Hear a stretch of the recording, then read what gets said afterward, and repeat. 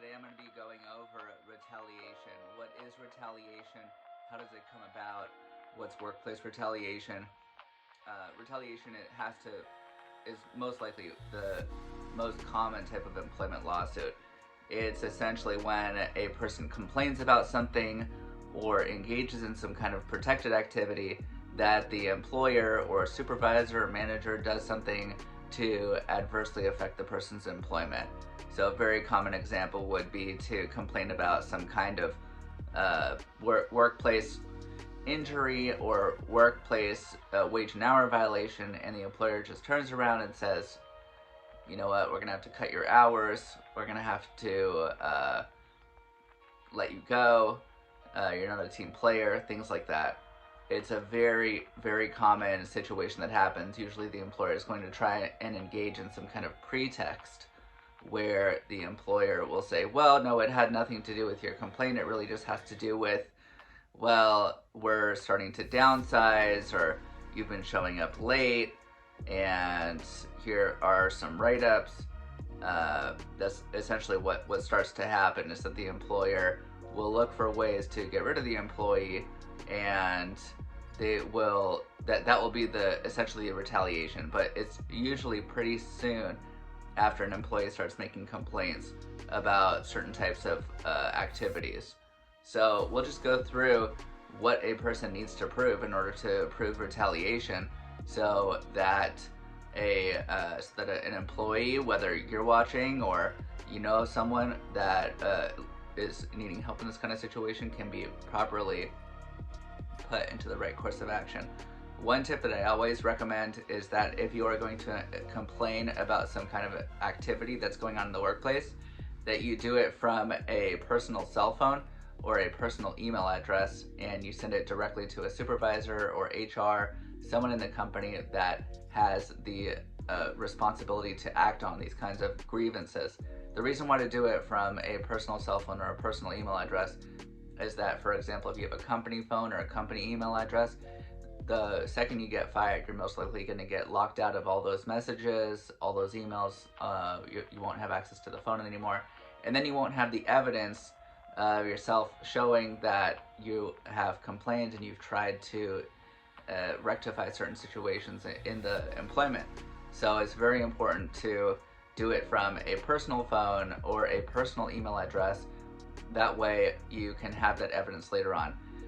What I often see very, very often is that people will complain orally, verbally. Just do it, just go over to the boss or supervisor or HR and just have a discussion with them. This is almost completely ineffective. When push comes to shove, you need to know that HR is not your friend. HR is the company's friend. They're hired to protect the company, not necessarily protect you, the employee. So it's very important to document these kinds of things. When a person is in a lawsuit and they get to HR and HR gets their deposition taken, the HR can generally minimize what actually happened, just say that certain conversations didn't happen, and if it's not in writing, then it's going to be much more difficult to prove that it actually did happen. So it's very, very important to complain in writing from a personal cell phone or a personal email address. So with that being said, we are going to go into the what you need to have in order to prove retaliation. So that actually brings us to the very first thing you have to prove, is that the employee engaged in some kind of protected activity. So what's a protected activity? A protected activity is something that a person engages in that should not be retaliated against in violation of public policy, meaning a complaint about something, or going on sick leave when you do have sick leave hours available, or going to vote, or going to a doctor's appointment when you need to see a doctor right away, going to the ER. Things like that are protected activities. There are many, many different types of protected activities, so it's important to consult with someone or do some research to see if the activity that you engaged in was a protected activity. An example of an activity that's not necessarily protected is a person going on their personal cell phone and scanning around on social media during work time. The next thing that a person needs to prove is that there was actually some kind of adverse employment action. So what's an adverse employment action? It's not just necessarily a reprimand or a verbal warning. I mean, those could be a retaliation as well, but something more significant is usually at play here. So whether a person is fired, which is obvious retaliation, or it could be different types of things that's not necessarily firing, but changing the course of the employment. And a very common example that I see is cutting of hours. Cutting of hours is probably one of the most common forms of retaliation. So it's not exactly someone's getting fired, so you're not going to get necessarily sued for a wrongful termination right away. An employer won't, at least, but there is a retaliation, and many times the employer will cut the employee's hours so significantly that they have no other choice but to quit, so that they can, so that they essentially won't exactly fire for wrongful termination, but because they weren't exactly terminated, they technically resigned, but there's so much retaliation there that the person has a retaliation lawsuit.